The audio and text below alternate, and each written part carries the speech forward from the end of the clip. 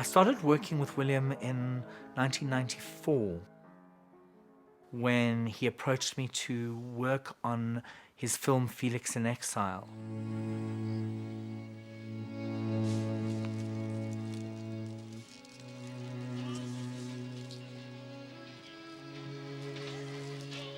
I worked in a very interesting way with William because it was probably the first and the last time I worked quite like that, which was that he'd finished the film.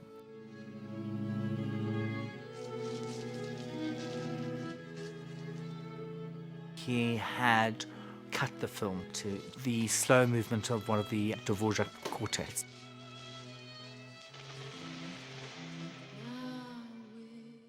And he asked me to rethink the entire soundtrack, which I did. Very difficult because at that point, you know, I was living with the exquisiteness of the Dvořák.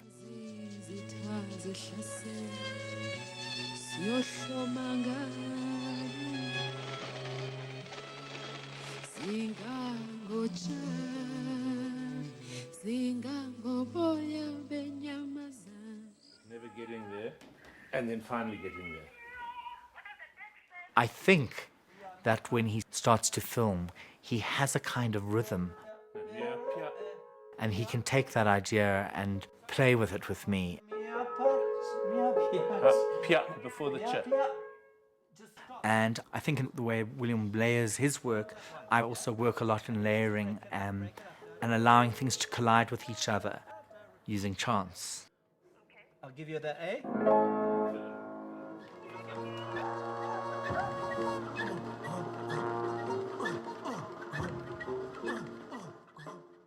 The project I've just worked on is something called I Am Not Me, The Horse Is Not Mine.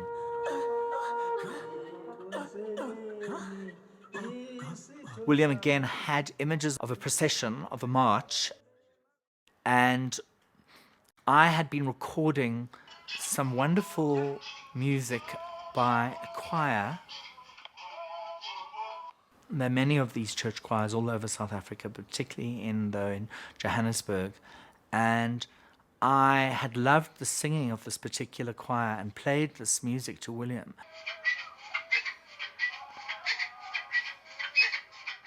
I took as a basis this extraordinary rhythm of this choir, which was actually made out of whistling.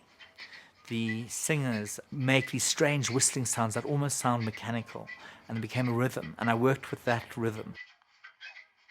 And then started to make references to the music of Shostakovich in a very indirect way.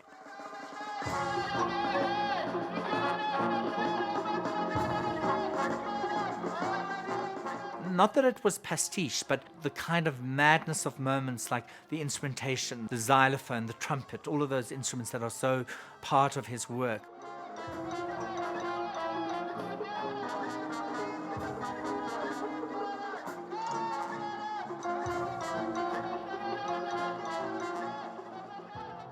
And in Johannesburg, if you travel around, particularly on the weekends, there are a lot of preachers who preach in the streets with microphones and very rusty old amplifiers. And there's this kind of very distorted sound of preachers preaching to people walking past and shouting.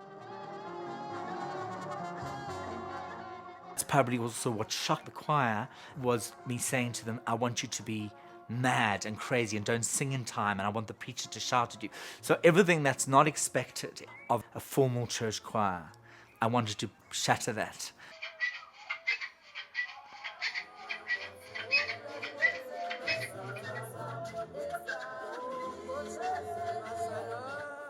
I had no idea that I was going to get to this moment. I mean, if you'd asked me at the beginning of the first discussion William and I had about this work, I could not have imagined that I would have done and ended up where I did. So this is the wonderful discoveries one makes and the journey one takes with William.